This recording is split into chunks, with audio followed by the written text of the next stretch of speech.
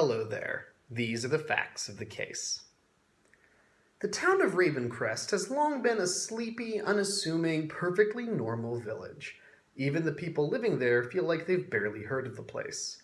So, you can imagine the excitement when Mr. Darby, a much disliked local huntsman, was found dangling quite dead from the schoolhouse flagpole at 8:23 a.m. on a Monday morning.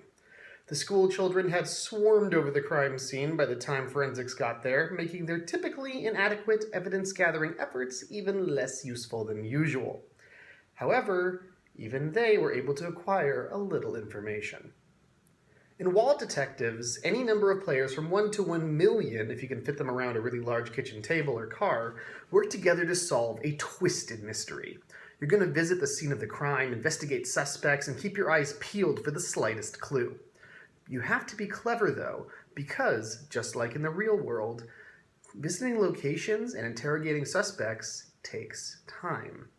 The more time you spend browsing through museums and investigating the butler, the more time the killer has to cover their tracks. The game is extremely simple. At the start of the evening, you read out the facts of the case, which are printed at the bottom of the rules sheet. It's going to be a little bit like the opening of a classic mystery novel.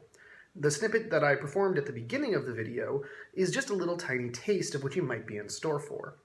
Now in this section you learn the basic facts of the case, the setting for the night's mystery, and some of the characters that may or may not be involved. Once you've got that down, it's time to start your investigation. This is where the game really shines.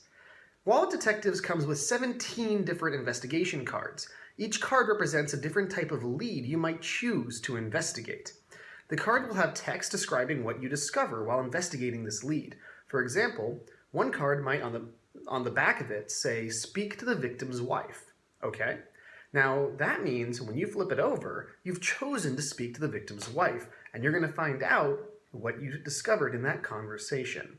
Each card is like a little slice of a mystery novel, with the most interesting conversations and clues plucked out and printed for your pleasure.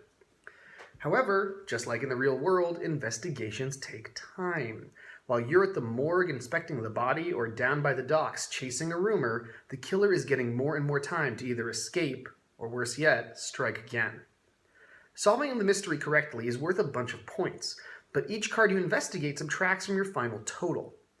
Now, you can't just flip over all the cards if you want to do well. To be a master detective, you're going to have to pay very close attention to the facts of the case, and also the leads that you flip up and investigate to figure out which of the leads are the most promising so that you can close the case before the trail goes cold.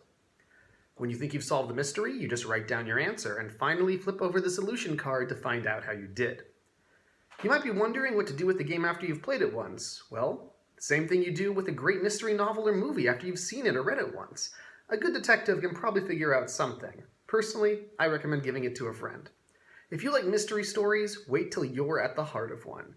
This is Wall Detectives, and I hope it sounds fun. Thanks very much.